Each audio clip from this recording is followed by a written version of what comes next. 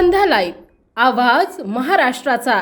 नमस्कार, मी गौरी, आपण पाहत आहात संध्या लाईव्ह। पाबळ तालुका शिरूर येथे घरगुती भांडी चोरी करताना रंगेहात पकडल्याची घटना शनिवारी 13 जुलै रोजी घडली।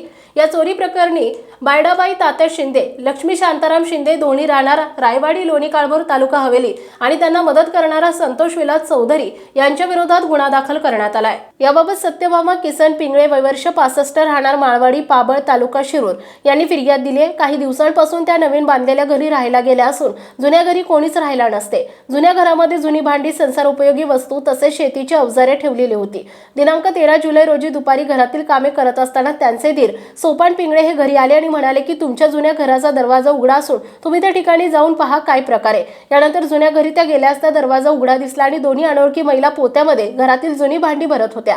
यावेळी त्यांना तुम्ही इथे काय करता असं विचारलं असता त्या उडवाउडवीची उत्तरं देऊ लागल्या।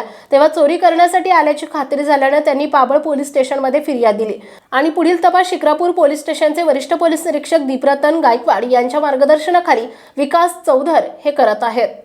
संध्या लाईव्हसाठी प्रतिनिधी बाबा इनामदार पाबळ। ताज्या आणि महत्त्वपूर्ण बातम्या पाहण्यासाठी आजच आमच्या संध्या लाईव्ह न्यूज चॅनलला YouTube वर सबस्क्राइब करा आणि बेल आयकॉन प्रेस करा।